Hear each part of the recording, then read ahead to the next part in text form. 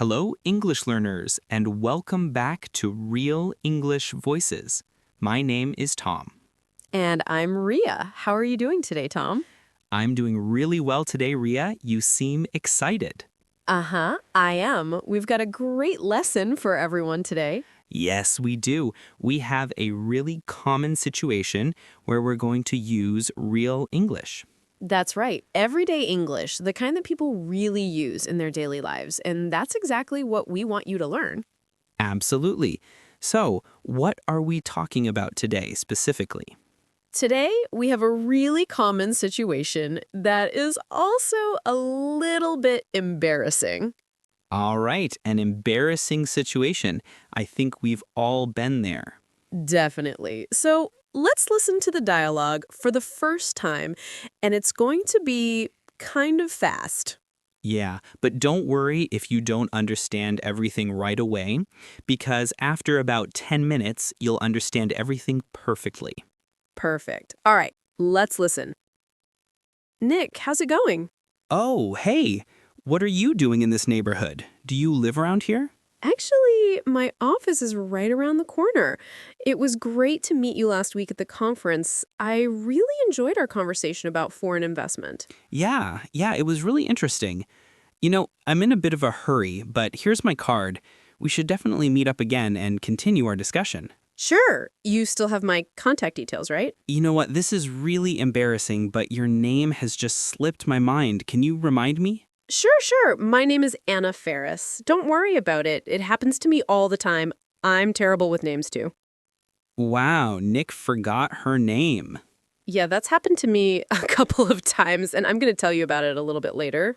Okay, I'm looking forward to hearing that story. All right, well, let's start with our 3 language takeaways. Language takeaway.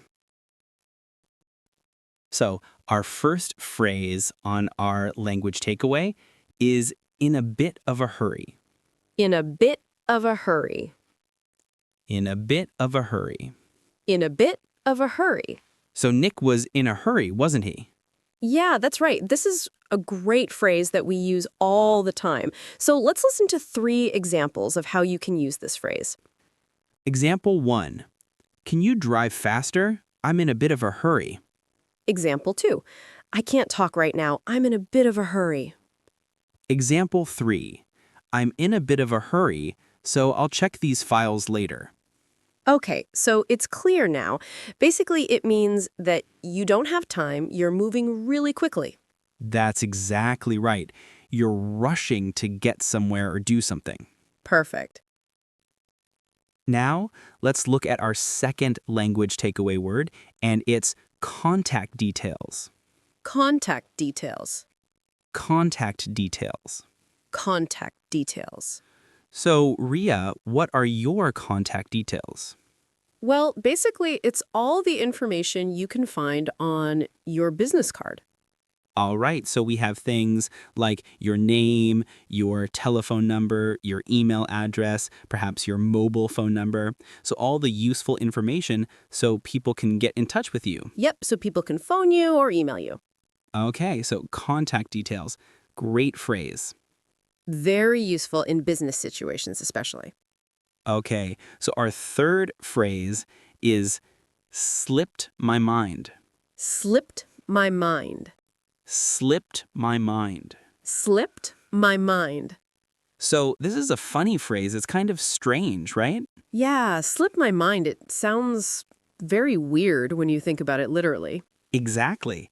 Okay, so now we're going to listen to 2 examples of this phrase. Try and see if you can figure out what it means. Example 1. I'm sorry, I forgot to respond to your email. It just slipped my mind. Example 2. Don't you know what day it is today? Oh, it's your birthday. It completely slipped my mind. So slipped my mind is like, I forgot. You forgot something, yeah. Yeah, accidentally, right? Exactly. It's not intentional. You didn't mean to forget. It just happened. Oh, okay. Great. That's a really useful expression. Putting it together. Putting it together. All right, Ria, why don't you tell our listeners what putting it together is all about? Well, putting it together helps you put language together naturally. It helps you be more fluent by knowing how words fit together in real conversations. Great explanation. So let's look at our first phrase today, and it's around here. Around here. Around here. Around here. So this is like close by, right? Close by, right. I can say, for example, is there a bank around here? Yeah. So is there a bank close to here? Exactly. Okay. Now, this phrase, around here, we can change it a little bit and it means something a little bit different, right? That's right. I could say, Tom, there's a great restaurant right around the corner. Right. And that would mean there is a great restaurant on the other street, on the next street. Yep, around the corner. Yep. Great. Or we have another example. We can say around there. Around there, right. So, for example, I can say, Los Angeles is a great city. I used to live around there. So you used to live near Los Angeles. Exactly. All right. It's a really good phrase, and it's really common in everyday conversation. Yeah, you'll hear it all the time. Putting it together, phrase 2.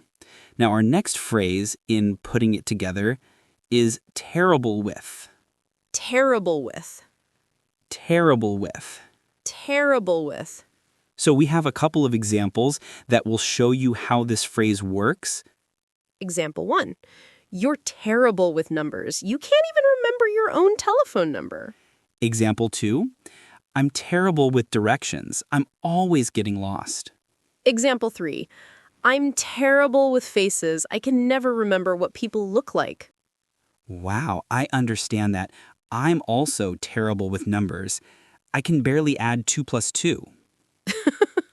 Well, yeah, I guess not everyone is a numbers person. That's true. I'm terrible with faces too. I sometimes forget what people look like.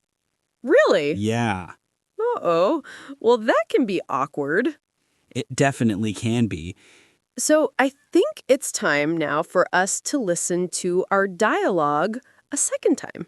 Okay, and this time the dialogue will be a little bit slower, right? That's right. So try and listen for some of the words we've just talked about. Nick, how's it going? Oh, hey, what are you doing in this neighborhood? Do you live around here? Actually, my office is right around the corner. It was great to meet you last week at the conference. I really enjoyed our conversation about foreign investment. Yeah, it was really interesting. You know, I'm in a bit of a hurry, but here's my card. We should definitely meet up again and continue our discussion. Sure. You still have my contact details, right? You know what? This is really embarrassing, but your name has just slipped my mind. Can you remind me? Sure. My name is Anna Ferris. Don't worry about it. It happens to me all the time. I'm terrible with names too.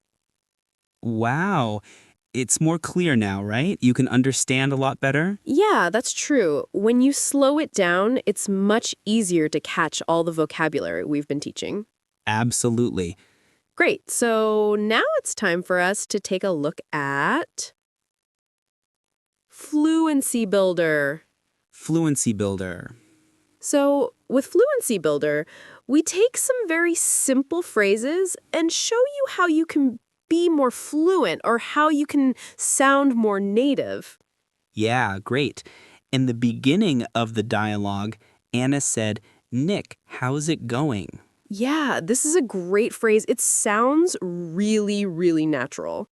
You know, sometimes I hear students say, how are you? Or how are you doing? Those are two great phrases, but this one, how's it going, sounds really, really natural. It just sounds more casual, more relaxed. Yeah, let's listen again to that phrase from the dialogue. How's it going? How's it going? Great. So next time that you find a friend on the street, you can just say, hey, how's it going? perfect. It's such a natural greeting. Yeah. So, Tom, have you ever forgotten someone's name? Yeah, it's happened to me a couple of times, and actually, the most embarrassing situation was that I forgot a family member's name. Oh, no.